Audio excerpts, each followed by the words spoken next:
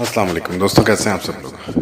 دوستوں، آج ہم ڈانس کے متعلق، ناچ کے متعلق کچھ بات کریں گے۔ تو دوستوں، ڈانس کی تاریخ اگر دیکھی جائے تو ہمیں مصر کے سکندریہ، جب سکندر اعظم نے ایجپٹ کو فتح کیا ہے تو وہاں پر ایک شہر سکندر کے نام سے، جس کو سکندریہ کہتے ہیں، تو وہاں سٹیج اور اس کا ذکر ملتا ہے کہ وہاں سٹیج ڈرامے ہوا کرتے تھے۔ اور یونانیوں ہی کے ہاں ایک فلسفی ہے کہ ایک حسن کی دیوی ہوتی ہے، تو جو ہر دور میں روپ بدل کر آتی ہے۔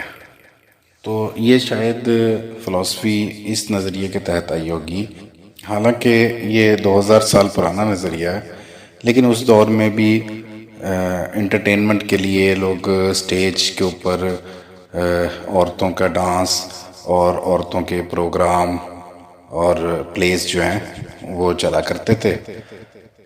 تو وہاں سے یہ انسپائریشن لی ہوئی لگتی ہے کہ ایک عورت مشہور ہو جاتی ہے۔ اب ظاہری سی بات ہے، کوئی اپنے فن کے اندر، کوئی جن کو ہم فنکار کہتے ہیں یا کوئی اپنا کرتب دکھانے والے ہوتے ہیں، تو اب کوئی فن میں ماہر ہے تو ان میں کوئی بہت زیادہ ماہر ہوتا ہے، جیسے کہ کھیلوں کے اندر بہت سے کھلاڑی ہوتے ہیں، لیکن کچھ کھلاڑی ایسے ہوتے ہیں جنہیں کہا جاتا ہے کہ یہ دنیا کے نمبر 1 کھلاڑی ہیں۔ تو اسی طرح اس فن کے اندر بھی ہر دور کے اندر کوئی نہ کوئی اپنا ایک فن میں انتہائی ماہر ہوتا ہے۔ تو اس نظریے کے تحت ایک فلسفی یونان میں یہ بنتی ہے کہ یقیناً حسن کی دیوی، کیونکہ وہ لوگ دیوی ہر چیز کو، جیسے ہندوؤں کے ہاں میتھولوجی ہے کہ وہ ہر بینیفیشل جو چیز ہے اس کو خدا مان لیتے ہیں۔ حتیٰ کہ اگر مینڈک جو ہیں، جو فصلوں کی سنڈیاں وغیرہ کھاتے ہیں، تو وہ مینڈکوں کو بھی خدا مان رہے ہوتے ہیں۔ ابھی کچھ عرصہ پہلے خبروں میں کیا دیکھ رہا ہوں کہ ہندوستان کے اندر، انڈیا میں ایک گاؤں میں مینڈکوں کی شادیاں کرائی گئیں۔ ان کو ہار وار پہنا کے تو ان کو کھیتوں میں چھوڑا گیا، چاول کے کھیتوں میں، پانی بھرے کھیت ہوتے ہیں چاول کے، مونجی جو ہوتی ہے، تو وہاں پہ مینڈکوں کی شادیاں کرا کے چھوڑی گئیں اور ڈھول ڈمکے کیے گئے اور بینڈ باجے بجائے گئے، اور ان کو دیوتا مانا گیا کہ بھئی یہ جو ہیں، یہ مینڈک جو ہیں، ڈڈو جو ہے، یہ بہت فائدے والے ہیں، تو ان کی تپسیا کرو۔ تو اس طرح کی خبریں جو ہے نا عام ہم سننے کو مل جاتی ہیں۔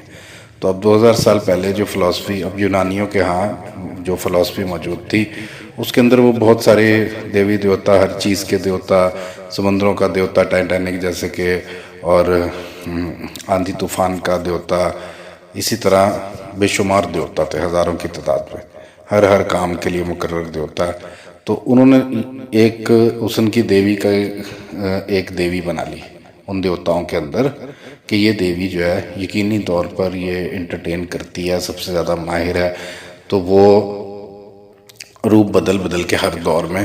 تو یہ فلسفی اس طرح سے آ گئی کہ ظاہری سی بات ہے، کوئی نہ کوئی تو فن میں ماہر ہوگا، جیسے کھلاڑیوں میں کوئی ماہر ہوتا ہے۔ تو دوستوں، اس سے تھوڑا پیچھے چلے جائیں تو بھی ایک تاریخ ہمیں ملتی ہے، اور وہ تاریخ ہے ہمارے اس ہندوستان پاکستان کے علاقے میں، یعنی کہ سندھ میں، ٹیکسلا میں، جو ہمیں ہڑپا موہنجو ملتا ہے، اس کے اندر ایک ڈانسنگ گرل کا ایک مجسمہ ملتا ہے۔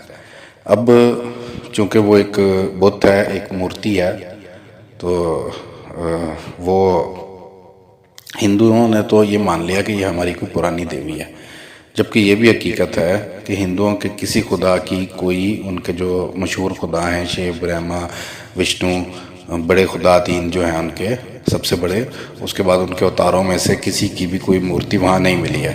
اور ایک بات یہ ہے کہ ہڑپا موہنجو کی جو لکھائی ہے وہ آج تک اس کی ٹرانسلیشن نہیں ہو سکی ہے۔ تو ہم لوگ صرف ہمارے پاکستان کے اندر بھی، مسلمان ملکوں کے اندر، ان کو بت سمجھ کے کہا جاتا ہے ہندو بت ہیں یہ، جبکہ وہ اصل میں ہندوؤں کے، ان کا جو مذہب ہے، ان کا کوئی اور مذہب تھا شاید، تو کیونکہ ان کی تو کوئی مورتی نہیں ملی ہے، ان کے کسی بھگوان کی مورتی نہیں ملی ہے، تو لیکن یہ مان لیا گیا کہ چونکہ بت ہیں تو بت جو ہیں وہ ہندو ہیں، ہندوؤں کے بت ہیں، اور ہندوؤں نے ہندوستان کے اندر ڈانسنگ کوئن، ڈانسنگ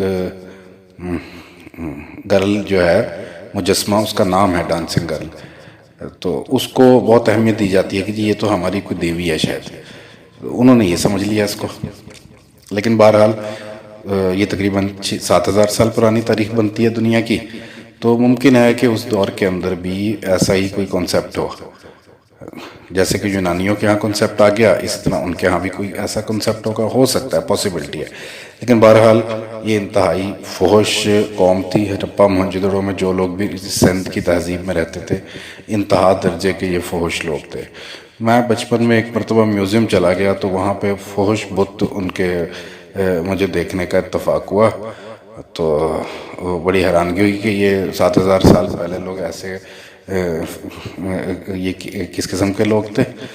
تو بہرحال دوستوں، ان پہ جو عذاب آیا اس کے متعلق بھی ہم بات کریں گے، لیکن اس سے پہلے ہم اس کے متعلق جس موضوع پہ بات کر رہے ہیں اس کو عرض کرتے ہیں کہ دوستوں یہ ناچ گانا اصل میں ہے کیا.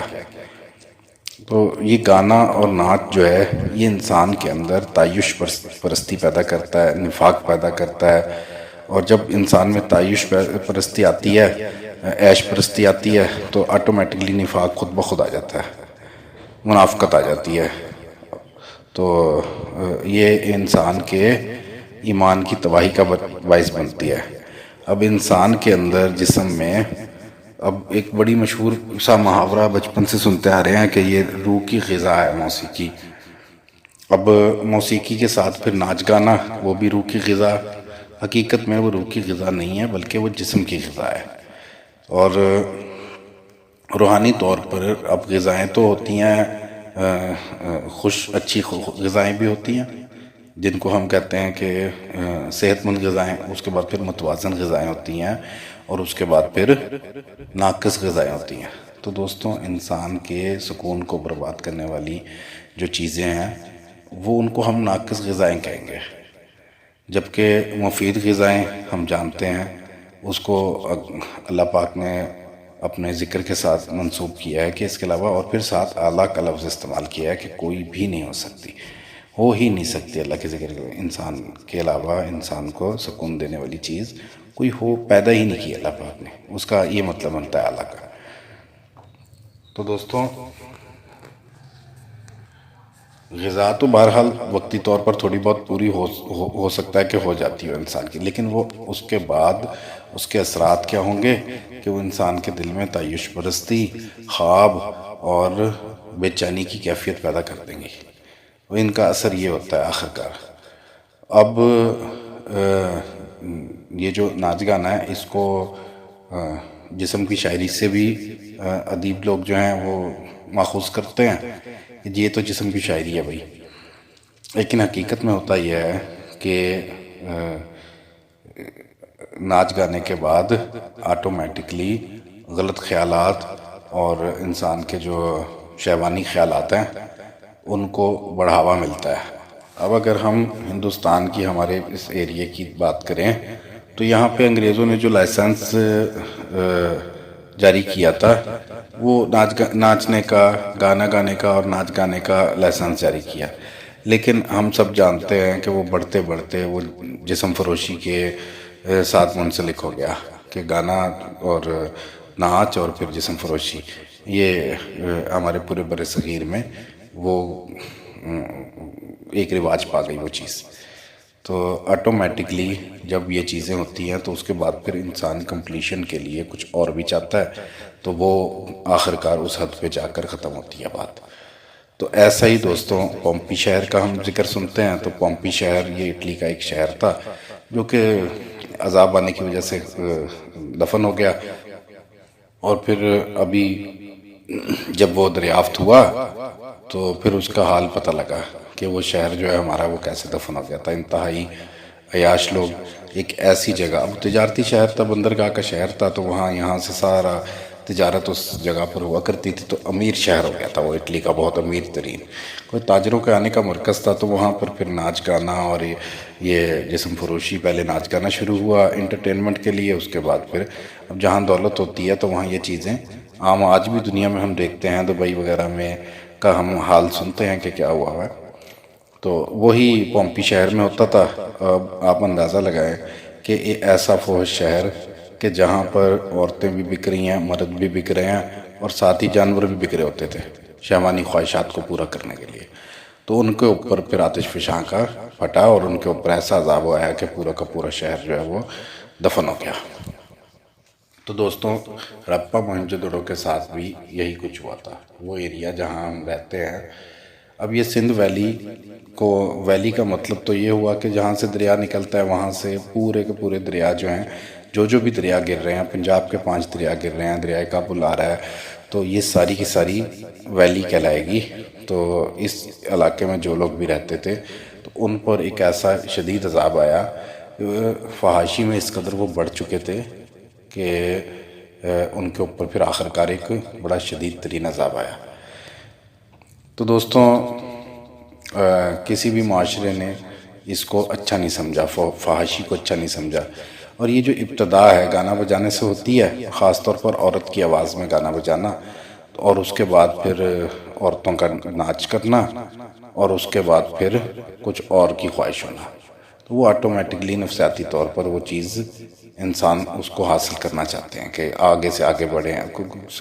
اس کے اندر جو ہے صبر تو نہیں مل سکتا کہ جب تک وہ کمپلیشن نہ ملے. اللہ تعالیٰ معاف کرے.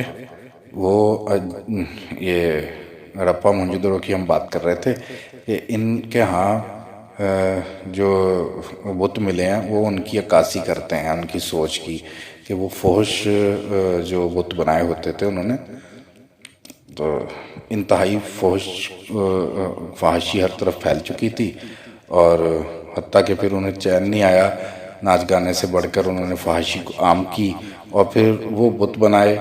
وہ ان کی عکاسی کرتے ہیں، اس تاریخ کو بتاتے ہیں کہ یہ کس قدر فحش تھے کہ جو بالکل ہی برہنہ انہوں نے بت تک بنا کے اپنے گھروں میں سجاوٹ کے لیے جو وہ بت رکھتے تھے وہ بھی وہ بالکل ہی برہنہ ہوتے تھے بغیر کپڑوں کے، چاہے وہ عورت کا بت ہو چاہے مرد کا بت ہو.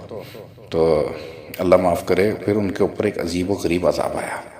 تو دوستوں، اس میں بہت سی تھیوریز ہیں کہ شاید آریاؤں نے حملہ کیا تھا، لیکن بہرحال یہ تھیوری غلط اس طرح ہوتی ہے کہ وہاں سے جو لاشیں وغیرہ ملی ہیں، جو ڈھانچے ملے، ان کے اوپر کسی قسم کا کوئی حملہ یا کوئی اوزار کا وہ نہیں تھا.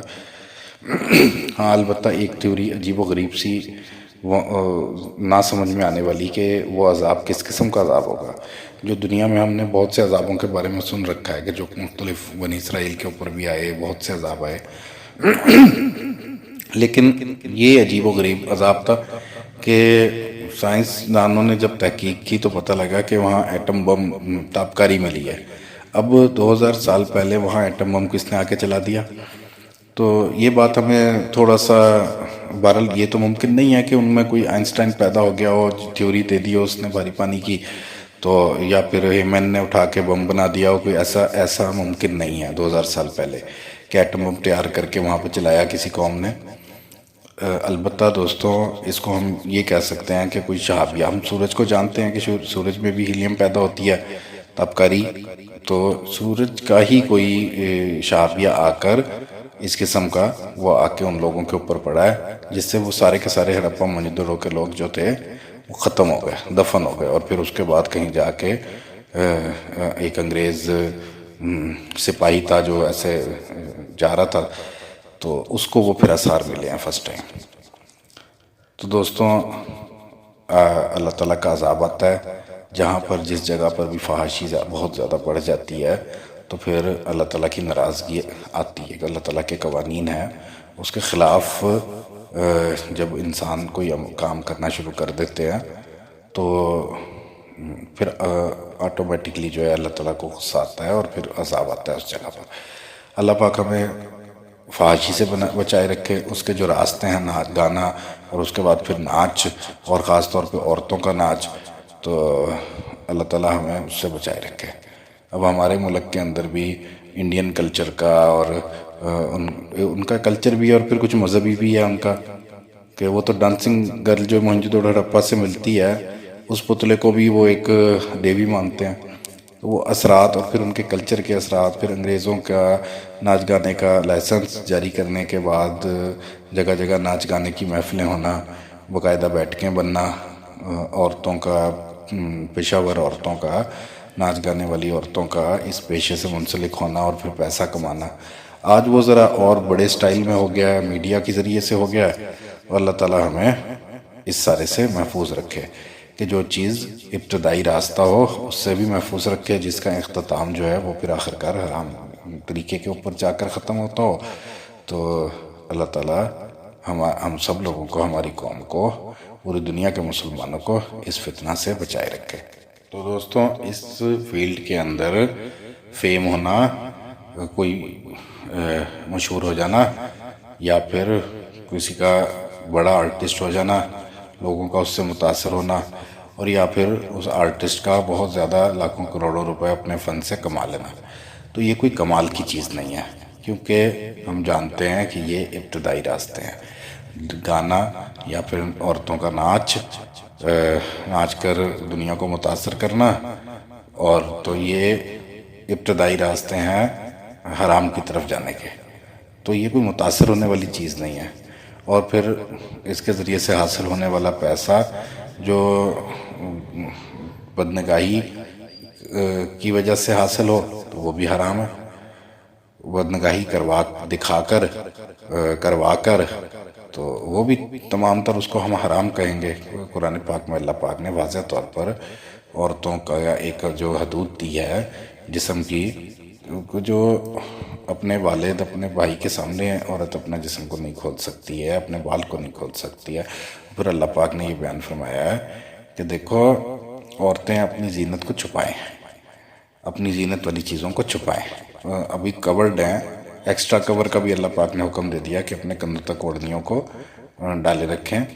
لیکن اس کے بعد اللہ تعالیٰ نے زینت کو بھی چھپانے کو کہا ہے. خوشبو کو، سڑک کے راستے میں چلنے کو اللہ تعالیٰ نے خود رہنمائی فرمائی کہ دیکھو یہ چیزیں کیا کریں گی، یہ معاشرے میں خرابی پیدا کریں گی. اور بجائے اس کے کہ کھلم کھلا فحاشی والے ناچ گانے ہو رہے ہوں، تو آج کے دور کے اندر اگر اس کو شہرت سمجھا جا رہا ہے، اس کو پیسہ سمجھا جا رہا ہے، اس کو بڑائی سمجھی جا رہی ہے، تو حقیقت میں وہ بڑائی نہیں ہے، بلکہ وہ تو ایک راستہ ہے جو شیطان نے ایک راستہ دکھا دیا ہے کہ بھئی یہ راستہ تو ابتدائی ہے، چلو گانا ہے یا ناچ ہے، لیکن اس کا اختتام آخرکار کمپلیشن کہاں ہوگی؟ وہ حرام کی طرف جا کر ہی ہوتی ہے. اور پھر اس طرح سے قومیں جو ہیں وہ فحاشی کے اندر ڈوبتی ہی جاتی ہیں. اللہ تعالیٰ ہمیں محفوظ رکھے. وآخر دعوانا ان الحمدللہ رب العالمین. السلام علیکم.